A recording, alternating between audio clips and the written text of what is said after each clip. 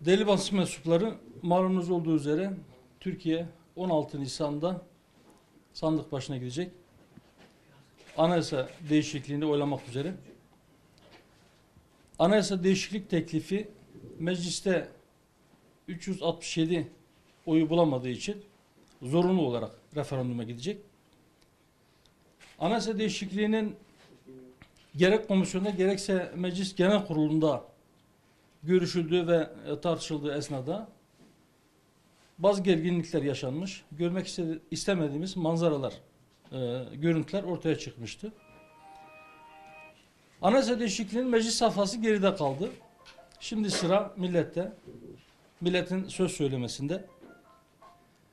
Hemen belirtmeliyim ki bizler gerek komisyonda, gerekse Meclis Genel Kurulu'nda ortaya çıkan görüntülerden, sergilenen tavırlardan rahatsız olduk.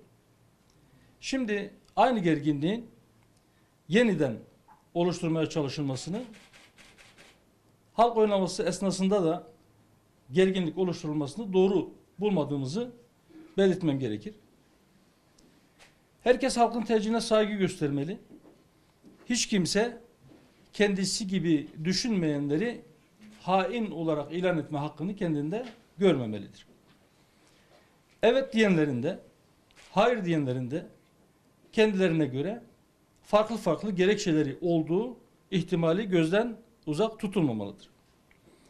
Anayasalar toplumsal talep ve ihtiyaçlar doğrultusunda vücut bulan mutabakat metinleridir.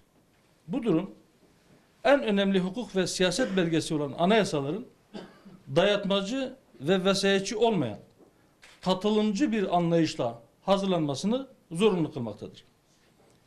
1982 Anayasası'nın belirtilen nitelikleri taşımadığı açıktır.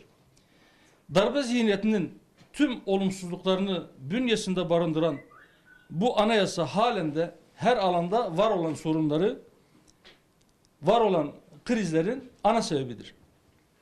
Her ne kadar farklı tarihlerde birçok kısmi değişiklik yapılmış ise de istenilen netice elde edilememiştir. Kapsamı ne olursa olsun yapılacak kısmi değişikliklerin hiçbir zaman yeni bir anayasa ihtiyacını ortadan kaldırmayacağı da açıktır.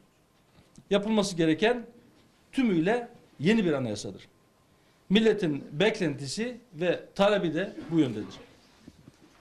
Biz de baştan beri parti programımızdaki ilkeler çerçevesinde tümüyle yeni bir anayasanın mümkün olan en fazla, en yüksek katılım ve uzlaşmayla yapılmasının zorunlu olduğunu savunuyoruz.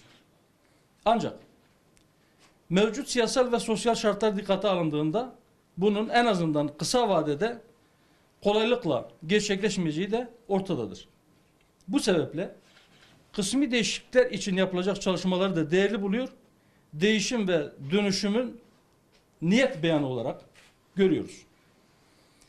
Bu değerlendirmeler ışığında milletin tercihine sunulan değişikliklere karşı takınılacak olumsuz bir tavrın herkesin değiştirilmesi gerektiği noktasında hemfikir olduğu darbe ürünü anayasanın ömrünü uzatmaya sebep olacak bir zemin hazırlayabilecektir. Bu nedenle yapılan değişiklikleri eksik ve yetersiz bulmakla birlikte tümüyle yeni, sivil bir anayasa için atılmış bir adım olması temennisiyle referandumdaki tercihimizi evet olarak açıklıyoruz.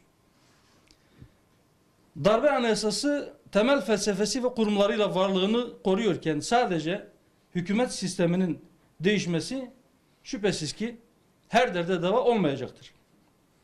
Ayrıca başta siyasi partiler kanunu ve seçim kanunları olmak üzere diğer bazı yasalarda da en kısa sürede değişiklik yapılması bize göre zorunlu hale gelmiştir.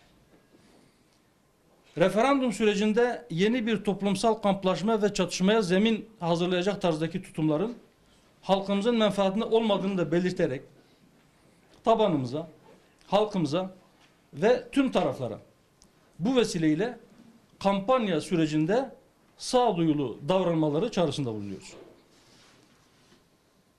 Değerli basın mensupları, katılımınız için teşekkür ediyorum. Bu konuyla ilgili varsa sorularınız, onları da cevaplayacağız inşallah.